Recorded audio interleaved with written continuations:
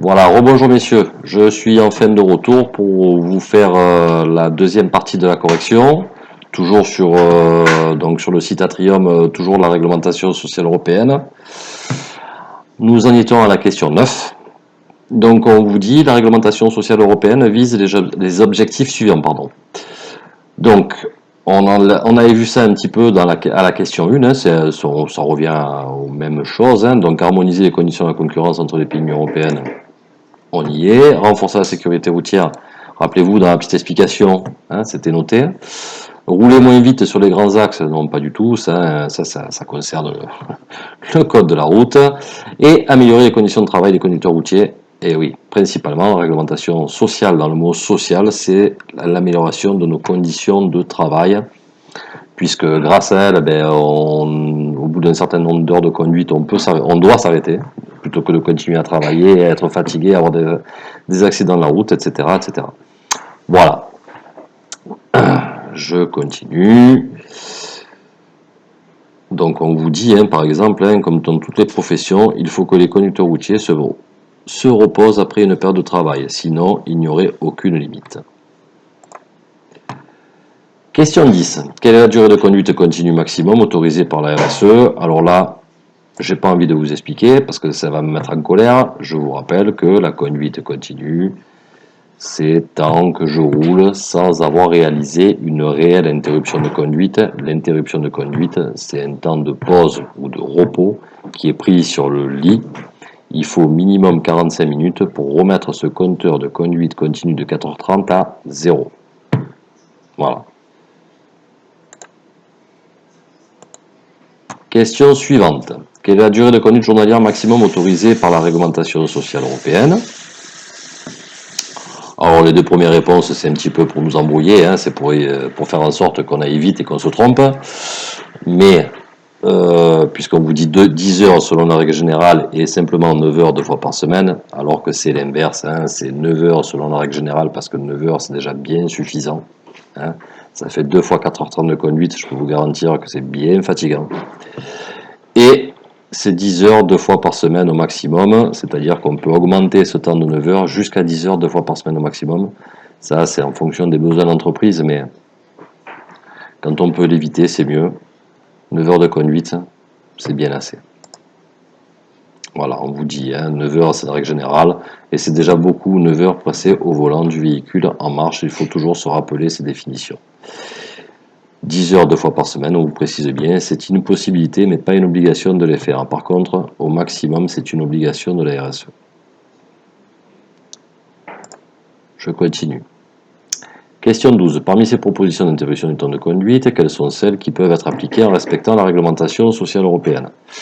Alors, vous savez qu'il faut minimum 45 minutes, ça fait plusieurs fois qu'on en parle, donc celle-là, on peut la cocher. Ces 45 minutes, on a la possibilité de les couper, de les fractionner, hein, le terme exact c'est fractionner, on a la possibilité de les fractionner. Donc il faut toujours que le résultat soit égal à 45 minutes, mais lorsqu'on fractionne, il faut impérativement que la dernière période soit d'un minimum de 30 minutes, et toute période de moins de 15 minutes n'est pas prise en compte comme un temps de repos ou un temps de pause. Donc là, la deuxième réponse juste, ça sera 15 plus 30, puisque 15 c'est le minimum réglementaire, et 30 c'est le minimum réglementaire de la dernière interruption de conduite. Donc 15 plus 30, ça fait bien 45, on est juste. Ici, 16 plus 14 plus 15, on trouve nulle part de 15, et en plus on en a une de 14 qui est inférieure à 15, donc elle ne vaut rien. C'est comme si je m'étais arrêté en fait 16 plus 15 que 31 minutes en tout et pour tout. Donc j'arrive pas à 45. Ici, 33 plus 17, on se dit, ben, ça pourrait être bien puisque ça dépasse les 45, hein, puisque ça fait 50 minutes, sauf que c'est pas dans le bon sens, c'est-à-dire que la première période, il s'est arrêté 33 minutes, la deuxième que 17. S'il avait fait 33 plus 30, ça aurait été bon, ou alors s'il avait fait 17 en premier, 33 après. Voilà.